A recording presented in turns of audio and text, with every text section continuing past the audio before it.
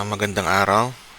Ito pala yung presentation natin para dito sa interpretation ng five-story proposal building sa Sampaloc. So, ang outline ng ating flow for today is as shown, 3D interpretation ng original five-story building proposal. Then, yung computation ng kanyang ROI. Then, computation of ROI for alternative option and summary. So, magsisimula tayo kung nasaan yung pinag-uusapan natin ng lugar. So, situated siya sa corner ng Centro Extension and F. Hoxton Street sa Manila.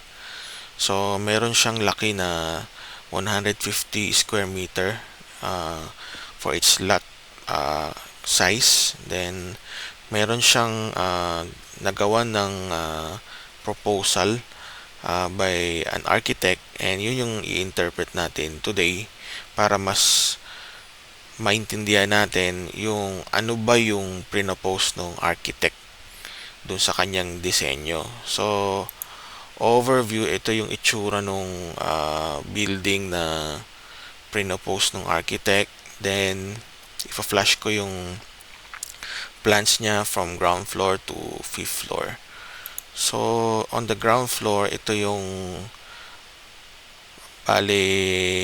mga commercial units.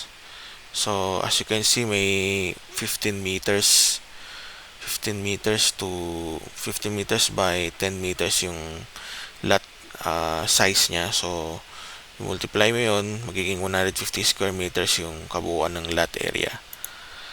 Ito naman yung typical plan for second to fourth floor, which is, ang intention dito is may mga dormitory units. So, each dormitory meron siyang, each room meron siyang tatlong bed na for 3 bed spacer, I think so. Then, on the fifth floor is, ang intention is maging penthouse, no? So, as you can see dun sa design, mayroon siyang lift. Then, ito yung itsura ng roof plan.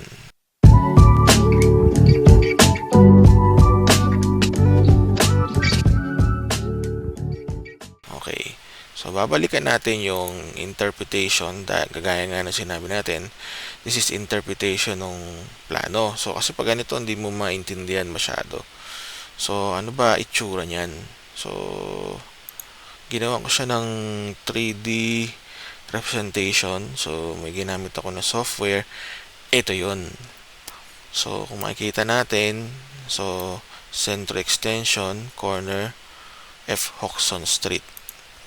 So, ang gagawin natin is, bubuklatin natin to isa-isa per floor. Okay. So, magsisimula tayo sa ground level. So, ito yung ground level. So, gaya yan, may 1, 2, 3, 4, 5 commercial units.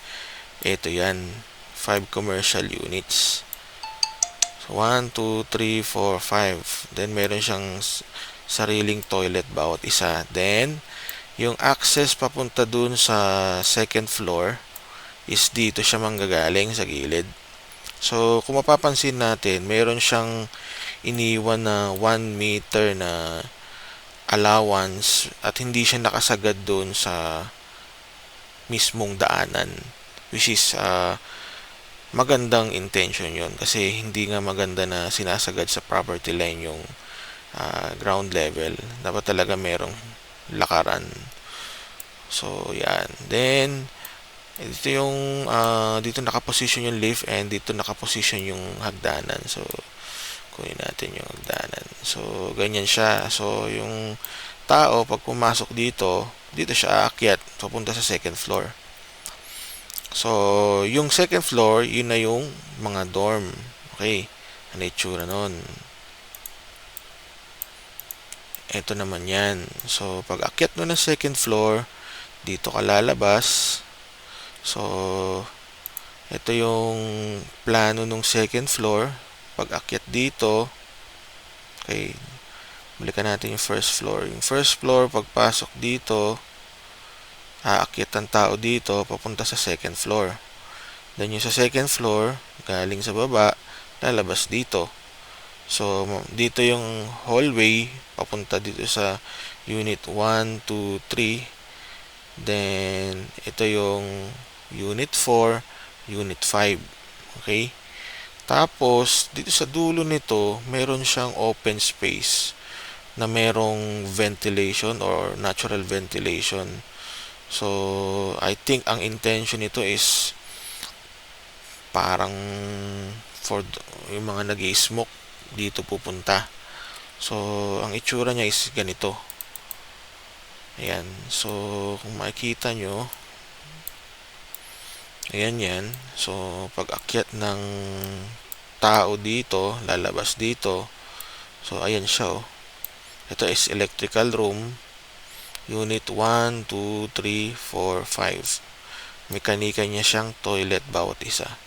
Then, ito yung sinasabi ko na open space. So, ang itsura niya, mayroon siyang louver. So, ibig sabihin, open pa din siya, pero covered. May cover siya na louver. So, pwede dyan pumunta yung mga mag-yosi. Ewan ko, yun ang interpretation ko sa ginawa na yan. Okay. Then, since this plan is typical for second to fourth floor, paulit-ulit lang yan. So, yung second and third floor, ganyan lang din mag-itsura niya hanggang fourth floor. So, paulit-ulit lang siya. Same layout, same access, hanggang maging fourth floor. Okay, then punta tayo sa fifth floor. Yung fifth floor naman, ito yung penthouse, no? So, yung bahay siya para siyang ginawa for personal use. So, makikita mo dito, ito yung daanan. Pag akyat na ganyan, lalabas dito sa deck. Paglabas sa deck, ang main entrance ng bahay is either dito, ito. So, bago lumabas ng deck, meron siyang access papunta sa bahay. So, living room, kitchen, dalawang kwarto, toilet, then laundry area, kompleto siya. So, ito yung penthouse, then open area na deck. Ano itsura niyan? So, ang itsura niya is parang ganito. Yan. So, pag akyat mo dito, so, ito yung entrance papasok sa bahay. Ito, entrance papasok sa bahay. Then, living room, dalawang kwarto, kitchen, laundry area. Yan siya. Okay. So, then ito yung deck, kung tawagin. So, napakaganda niya, no? Meron siyang planter area pa dyan. Then, dito, meron kang door dito para may balcony ka dito, no? Napakaganda niya. Napakaganda niyang tignan. Okay, then lastly, yung roof, ito siya. So, ito is nire-reflect lang niya yung area ng roof and kung nasaan yung ending ng lift and nitong water tank. So, saan yan? Ito yan. Yan. So, ganyan siya. Yan siya. So, maganda yung yung pagka-design nito. Then, itong area na to, ito yung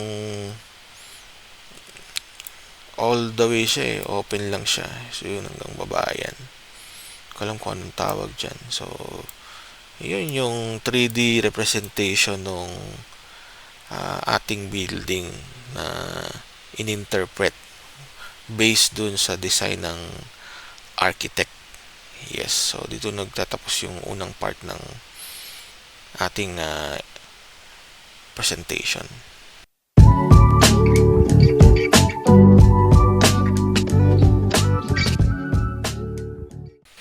Okay, so since na-discuss na natin yung kung ano itsura ng building, tanong, magkano ba kasi yung pagpapatayo nito? So,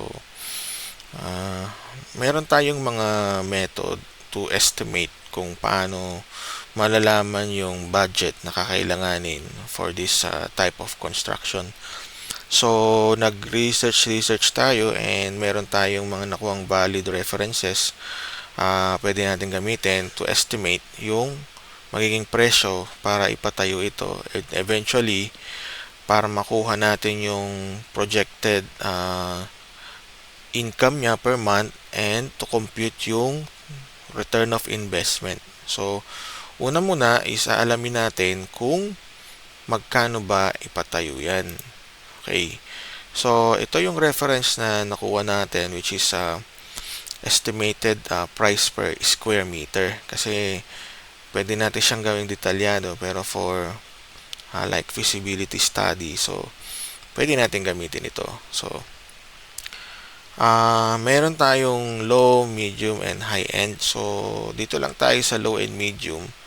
So, ito yung mga presyo natin per square meter. So, wag naman masyadong basic, wag naman masyadong mahal. So, we have decided na gamitin natin is ito. We'll consider 20k to 30k per square meter. So, kailangan nating alamin gaano ba kalaki yung building natin.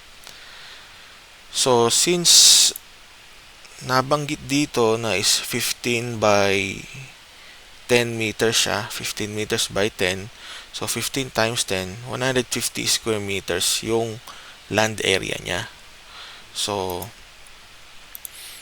eto yan. So, total ground area is 150 square meters. So, since ang kino-compute natin is 5 floors, i-multiply lang natin sa 5. So, total floor area of the building is 750 square meters. Na i-multiply natin dito sa nakuha nating consideration for the price per square meter construction. So, ang gagawin nating approach, since meron tayong dalawang value, so, i-estimate natin itong 5-story construction in a low and high basis. So, meron tayong 750 square meter times 20,000 on the low side, then 750 square meter times 30,000 on the high side. So, meron tayong budget na maglalaro ng 15 million to 22,500,000. So, ito is para sa pag-construct ng 5-story na building ngayong 2025. How about yung kikitain niya? So, itong part na to, dito natin i-discuss kung ano yung projected niya na income. So, doon kasi sa first floor, so meron tayong 5 commercial units.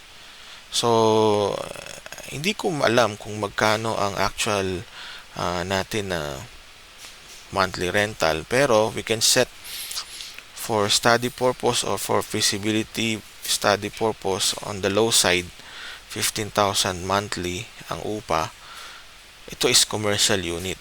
Then on the high side is 20,000 per month per unit. So kung i-multiply natin yung total earning ng buong floor, so it will be 15,000 times 5. On the low side is 75,000 and on the high side is 20,000 times 5, which is 100,000. So that is for the first floor. How about yung second floor, which is pare-pareho lang naman sa hanggang 4th floor. So since meron tayong 5 bedroom units, then bawat isang